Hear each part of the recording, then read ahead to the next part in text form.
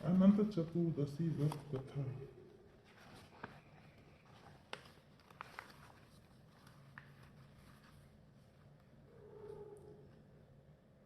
अनंत चतुर्दशी व्रत निर्णय। भाद्र शुक्ल पक्ष की चतुर्दशी तिथि ही अनंत व्रत के लिए उत्तम चतुर्दशी कही गई है। उदये त्रिमुहूर्तापि ग्रहानव अनंत वर्ते तिथि मुहूर्तमपि चेद भाद्रे पूर्णिमायां चतुर्दशी सपूर्णामता विदुस्तयस्याम पूजयोद्विष्णु भवयम्। उपयुक्त वचनों के अनुसार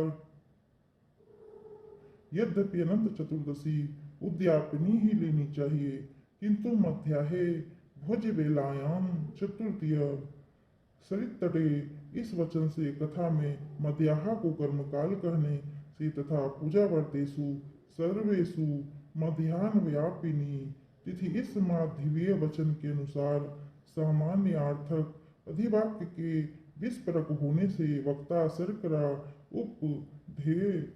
उपदेधति की तरह चतुर्दशी को भी मध्याव्यापी नहीं लेना चाहिए, ऐसा दिवदास के प्रताप मार्तंड और निर्णय सिंधु में भी निर्णय किया गया है। अतः मध्यव्यापिनी ही यहाँ है। कथा प्रारंभ। सूत जी ने कहा, पूर्व काल में श्री गंगा जी के तट पर धर्मवीर युधिष्ठिर ने वीर जरासंध को मारने के लिए राजसूय यज्ञ प्रारंभ किया।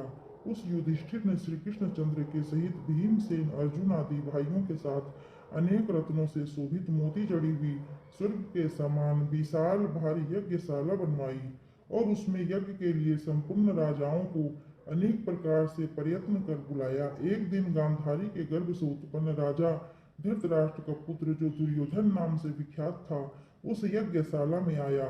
वहां कारीगरों की विविधता से उसे आंगन के स्थल भाग में जल की भ्रांति हुई और वह वस्त्र को ऊपर उठाकर धीरे धीरे चलने लगा। यह देखकर द्रौपदी आदि श्रेष्ठ स्त्रियां मुस्कुराने लगी और वह दुर्योधन के आगे जाकर पानी को भूमि समझकर उस पानी के बीच में गिर पड़ा। यह देखकर संपन्न राजा लोग, ऋषिगण, तपस्वी और द्रौपदी आदि स्त्रियां हंसने लगी। यह देख राजाओं का भी राजा दुर्योधन अत्यंत क्रोधित होकर अपने मामा शकुनी के साथ अपने राज्य में जाने के लिए अर्थत हुआ। उस समय शकुनी ने अत्यंत मीठी वाणी में कहा कि हे राजन, अभी बहुत कार्य करना है, इसलिए आप क्रोध न करें। हे राजेंद्र, यज्ञशाला में चलने के लिए उठिए, तब ऐसा ही सही। यह कहकर राजा दुर्योधन यज्ञशाला में चला। यज्ञ संपूर्ण होने पर राजा लोग यज्ञशाला से अपने अपने राज्यों में जाने लगे। तदंतर दुर्योधन भी राजाओं के साथ हस्तिनापुर में आया। वहां पांडु के श्रेष्ठ पुत्र युधिष्ठिर, भीमसेन, अर्जुन आदि को बुलाया और अपने राज्य में जाकर जुआ खेलने लगा। उस जुए में निष्पाप पांडवों का संपूर्ण धन और राज्य आदि जीत लिया। तब भाइयों सहित युधिष्ठिर बड़ी विपत्ति को प्राप्त हो जंगलों में वनचरों के समान रहने लगे। पांडवों के इस समाचार को सुनकर भाइयों सहित युधिष्ठिर को देखने की इच्छा से जगदीश्वर श्री कृष्ण वहां गए। सूत जी ने कहा, दुख से अत्यंत दुर्बल होकर वन में रहते हुए पांडवों ने जब श्री कृष्ण को देखा तो क्रम से पूजन आदि और प्रणाम किया। अनंत युधिष्ठिर बोले, हे प्रभु, भाइयों सहित हमको यह अत्यंत दुख प्राप्त हुआ। इस दुख स्वरूप सागर से हम कैसे छूटेंगे? सो कहिए, कौन सा उत्तम देवता का पूजन करे अथवा कौन सा व्रत करे जिससे हमारा राज्य हमें मिले और आपकी कृपा से हमारा कल्याण हो? तब श्री कृष्ण ने कहा, हे युधिष्ठिर, पुरुषों और स्त्रियों के संपूर्ण पाप को नाश करने वाला अत्यंत उत्तम एक व्रत है। वो भाद्रपद मास के शुक्ल पक्ष की चतुर्दशी को होता है। उस पक्ष के अनुष्ठान मात्र से संपूर्ण पापों का नाश होता है। राजा युधिष्ठिर बोले कि हे वसुदेव, आपने जो अनंत व्रत कहा सो वह अनंत कौन है? मुझसे सत्य सत्य कहिए। श्री कृष्ण ने कहा, हे धर्मराज, अनंत हमारा ही नाम है, इसे हमारा ही स्वरूप जानो। सूर्य आदि जितने ग्रह रूप हैं और काल समय जो कहे जाते हैं, वे सब पल, घड़ी, मुहूर्त, दिवस, रात्रि आदि रूप से पक्ष, मास, ऋतु, वर्ष, युग और काल आदि की व्यवस्था सब हमको ही जानो। यह जो काल हमने कहा है वह अनंत इस नाम से प्रसिद्ध है। वही काल रूप मैं पृथ्वी का भार उतारने के लिए इस कृष्ण नाम से उत्पन्न हुआ हूँ। दानवों का नाश करने और साधुओं की रक्षा करने के लिए वसुदेव के कुल में मुझे उत्पन्न हुआ जानो। ऐसा वचन सुनकर युधिष्ठिर बोले, हे जानने वालों में श्रेष्ठ, अनंत व्रत का महात्म्य और विधि कहिए। इस व्रत का अनुष्ठान करने वाले प्राणी को क्या पुण्य होता है, क्या फल मिलता है, क्या दान किया जाता है और किस देवता की पूजा की जाती है। पूर्व काल में यह अनंत व्रत किसने किया और मृत्यु लोक में किसके द्वारा प्रकाशित हुआ, विस्तार सहित इस अनंत व्रत को हमसे कहिए। श्री कृष्ण जी ने कहा, सतयुग में सुमंतु नाम का एक ब्राह्मण था। उसने वशिष्ठ गोत्र में उत्पन्न सुंदर रूपवती दीक्षा नाम की भृगु ऋषि की कन्या से विदोक्त वेदोक्त विधि से विवाह किया है। हे राजन, उस स्त्री के कुछ समय अनेक सुंदर लक्षणों से युक्त एक कन्या उत्पन्न हुई। यह शीला नाम की अत्यंत सुशीला कन्या पिता के घर में बढ़ने लगी। एक दिन उसकी पतिव्रता माता कालज्वर के दाह से दुखी होकर नदी के जल में प्राण त्याग स्वर्ग चली गई। तदंतर उस सुमंतु नामक ब्राह्मण ने धर्म उस ब्राह्मण की दुशीला नाम की कन्या से विधिवत विवाह किया। वह कन्या नाम के सदृश ही दुष्ट स्वभाव की, कर्कश वचन बोलने वाली और बड़ी प्रचंड थी। और वह शीला नाम की कन्या पिता के घर में गृह कार्य करने में बड़ी चतुर हुई। वह दीवारों में बाहर के दरवाजों के ऊपर स्वास्तिक, शंख, कमल, नीले, पीले, सफेद और काले रंगों से अनेक प्रकार के चित्रों को लिख लिख कर सजाया करती थी। इसके अनंतर इसी तरह बहुत दिन बीतने पर कौमारी अवस्था में प्राप्त वह कल्याणी शीला पिता के घर में बड़ी हो गई। उसको देख पिता चिंता करने लगा कि वह कन्या पृथ्वी पर किस गुणवान वर को दे। ऐसा विचार कर दुखी होने लगा। इसी समय मुनियों में उत्तम वेदांग को जानने वाले कौंडिन्य नाम के मुनि विवाह की इच्छा से आए और बोले कि मैं तुम्हारी रूप गुण युक्त कन्या से विवाह करना चाहता हूँ। ऐसा सुनकर कन्या के पिता ने शुभ दिन में ब्राह्मणों में श्रेष्ठ कौंडिन्य को अपनी कन्या दे दी और हे धर्मराज, सुमंतु ने वेद की विधि से उसका विवाह कर दिया। उस समय वहां पर शुभ मंगलाचार होने लगे, स्त्रियां गीत गाने लगी और ब्राह्मण लोग स्वास्थ्य वाचन करने लगे। इस प्रकार विवाह क्रिया संपन्न करके ब्राह्मण ने अपनी कर्कशा स्त्री से कहा, दामाद के संतोष के लिए कुछ द्रव्य आदि दहेज में देना चाहिए। ऐसा सुनकर वह कर्कशा क्रोध में आकर घर की शोभा बिगाड़ती हुई जो कुछ था उसे पेटी में बंद करके दामाद से बोली कि आप अपने घर जाइए, हमारे घर में कुछ भी द्रव्य नहीं है। यदि विश्वास न हो तो देख लीजिए। हे पार्थ, ऐसा सुनकर सुमंत उदास हुए किंतु चुप रहे और कन्या ने भोजन से बचे हुए अन्न आदि से मार्ग का संबल बनाया। कौंडिन्य मुनि भी नवविवाहिता सुमंतु की कन्या शीला को बैलगाड़ी पर बैठाकर धीरे धीरे मार्ग में चलने लगे। जाते हुए पवित्र यमुना नदी को देखकर उसके किनारे गाड़ी खड़ी करके शिष्यों को उसकी देखरेख में नियुक्त कर स्वयं स्नान, संध्या आदि आवश्यक कार्य करने गए। मध्याह्न में भोजन के समय रथ से उतरकर नदी के किनारे उस शीला ने लाल वस्त्र पहने हुए स्त्रियों के झुंड को देखा। उन स्त्रियों के समूह को चतुर्दशी में भक्ति पूर्वक श्री जनार्दन भगवान का पूजन करते देखकर उसके पास जा वह शीला धीरे से पूछने लगी कि हे पूज्य स्त्रियों, यह क्या करती हो, इस प्रकार के व्रत का क्या नाम है। ऐसा सुनकर शीला से वे स्त्रियां बोली, यह अनंत का व्रत है, इसमें अनंत भगवान की पूजा पूजा की जाती है। ऐसा सुनकर शीला ने कहा कि मैं भी इस उत्तम व्रत को करूंगी। इस व्रत की क्या विधि है, इसमें क्या दान होता है और कौन देवता पूजे जाते हैं। वे स्त्रियां बोली, हे शीले, उत्तम अन्न को प्रस्थ मात्र एक सेर लेकर मालपुआ आदि पकवान आधा ब्राह्मण को देवें और आधा स्वयं भोजन करें। फिर शक्ति के अनुसार दक्षिणा देवें और यह व्रत नदी के तट पर करें तथा भगवान की कथा सुने। उषा के शेष नाग बनाकर बांस के पात्र में रखें, फिर स्नान कराकर मंडल के भीतर रख उस अनंत भगवान का विधिवत पूजन करे। चंदन, पुष्प, धूप, दीप और अनेक प्रकार के नैवेद्य उनके आगे रखकर तथा मजबूत सूत का डोरा केसर में रंग कर 14 गांठ देकर हाथ में इस मंत्र से बांधे, हे वसुदेव, जिनका अंत नहीं है, ऐसे संसार रूपी महासमुद्र में डूबे हुए मेरा अच्छी तरह उद्धार करो और अपने अनंत रूप में लीन करो। हे सूत्र रूपी अनंत भगवान, आपको बार बार प्रणाम है। इस प्रकार सूत्र रूपी अनंत को हाथ में बांध स्वस्थ चित्त हो भोजन करे। संसार रूपी अनंत नारायण का ध्यान करके भोजन कर अपने घर जाए। हे भद्रे, यह व्रत तुमसे कहा।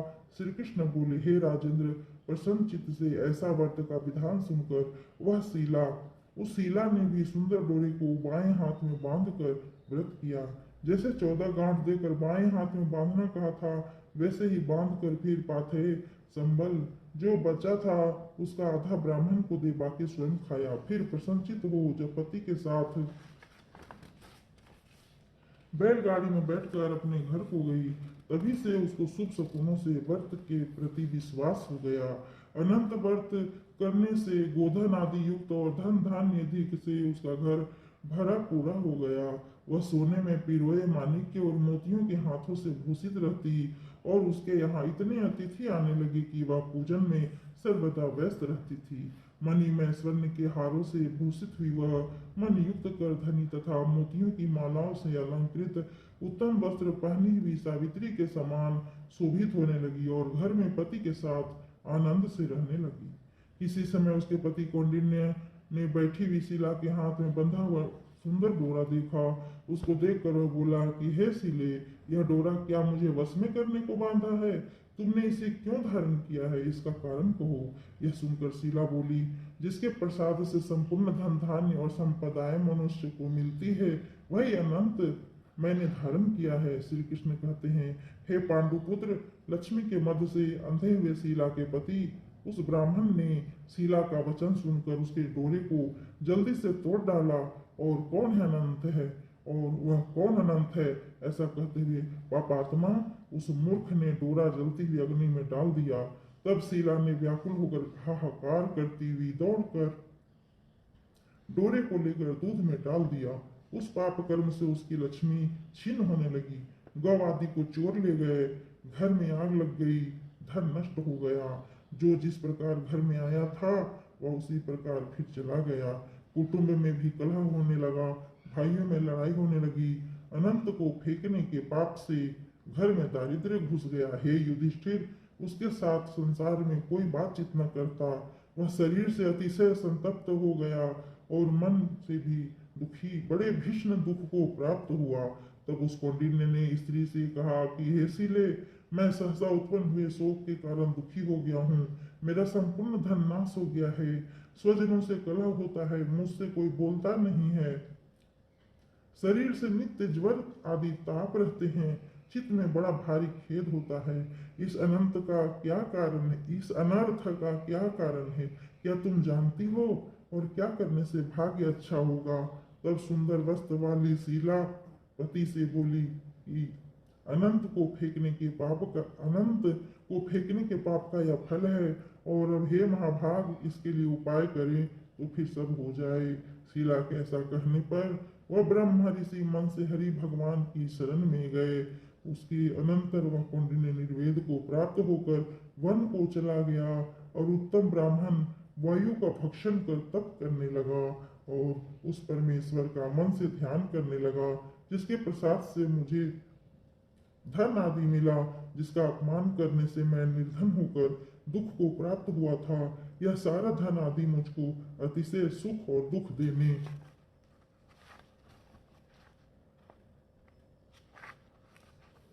वाला हुआ। ऐसा विचार करते हुए गहन मन में फिरने लगा। वहां पर उसने फूला हुआ एक आम का वृक्ष देखा, जिस पर एक भी पक्षी नहीं था और करोड़ों कीड़े लगे थे। उस आम के वृक्ष से उसने पूछा कि हे सौम्य, तुमने कहीं अनंत भगवान को देखा हो तो कहो, मेरे चित्त से अतिशय दुख है। यह सुनकर आम का वृक्ष बोला कि हे ब्राह्मण, मैंने अनंत को नहीं देखा। यह सुनकर वह दुखी होकर चल दिया और अनंत भगवान को कहाँ देखेंगे, ऐसा विचार करता हुआ घूमने लगा। इतने में बछड़े सहित एक गाय को देखा जो वन में इधर उधर दौड़ रही थी। हे पांडव, वो ब्राह्मण गैया से बोला, हे गौ, तुमने यदि अनंत भगवान को देखा हो तो कहो। तब गौ बोली कि हे कौंडिन्य, मैं अनंत को नहीं जानती।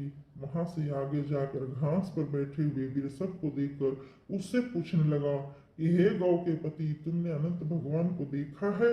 वह वृषभ बोला, मैंने अनंत भगवान को नहीं देखा है। इसके बाद आगे जाते हुए कौंडिन्य ने बड़ी सुंदर दो पुष्पकारिणी तलैया देखी, जिनका जल इसमें से उसमें और उसमें से इसमें आता जाता हुआ अनेक प्रकार से किलोल करता था, और कमल का हार कुमुदनी आदि के पत्तों से शोभित हो रहा था। भ्रमर हंस चकोर बगुल आदि को से शोभित सेवित ऐसे युक्त वापियों को देखकर ब्राह्मण ने उनसे पूछा कि तुम दोनों ने अनंत भगवान को तो नहीं देखा है। यह सुनकर वे पुष्प कारिणी बोली, हे द्विजय, हमने अनंत भगवान को नहीं देखा। उसके बाद आगे जाकर एक गदहा और एक हाथी को देखा। उन दोनों से भी ब्राह्मण ने पूछा कि आप लोगों ने तो कहीं अनंत भगवान को नहीं देखा। इस प्रकार सबसे पूछता हुआ वो ब्राह्मण निराश हो उसी जगह बैठ गया है। हे राजन युधिष्ठिर, वह कौंडिन्य जीवन से निराश और बड़ा विकल हो गया। बहुत गर्म उधर श्वास लेकर भूमि पे गिर पड़ा। कुछ देर बाद जब होश में आकर हे अनंत ऐसे कहते हुए उठा, तो अपने चित्त में निश्चय किया कि अब मैं प्राणों को त्याग दूंगा। श्री कृष्ण कहते हैं, हे धर्मराज, जब उस ब्राह्मण ने प्राण देने के लिए वृक्ष में फांसी लगाई, उसी समय दयाद्र हृदय हो अनंत भगवान प्रत्यक्ष हो गए और वृद्ध ब्राह्मण का रूप धारण कर बोले कि यहाँ आओ। यह कहकर उस कौंडिन्य का दाहिना हाथ पकड़कर एक गुफा में ले गए। उस गुफा में कौंडिन्य ने एक शहर देखा, जिसमें बड़े स्वरूप स्त्री पुरुष विद्यमान थे और सुखदायक दिव्य सिंहासन पर भगवान बैठे थे, जिनके अगल बगल शंख चक्र गदा और गरुड़ शोभायमान हो रहे हैं।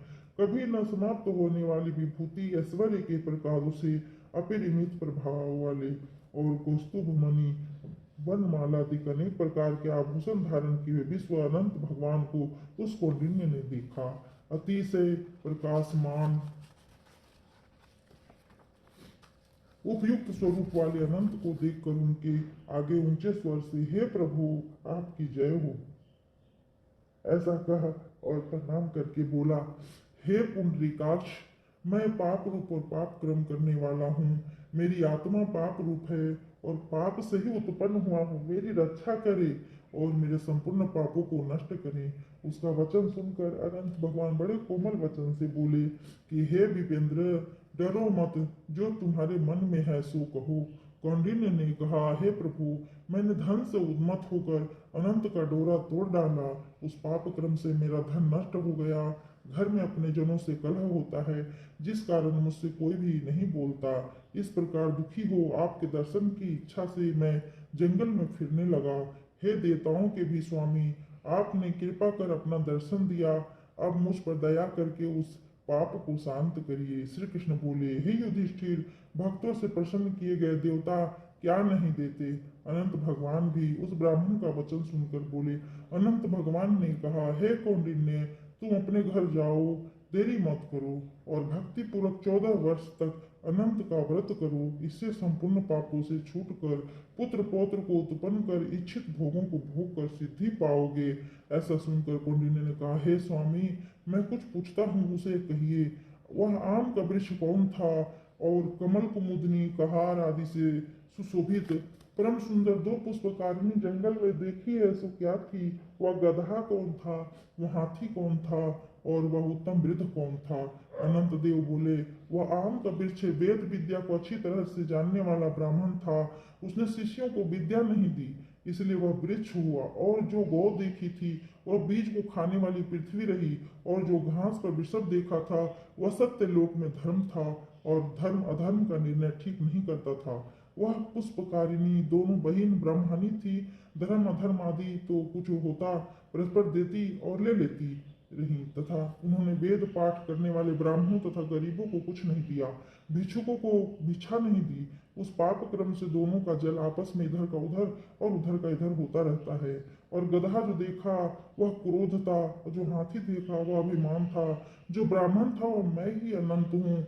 और जो गुफा थी वह कठिन संसार सागर है। ऐसा कहकर भगवान अनंत उसी जगह अंतर ध्यान हो गए।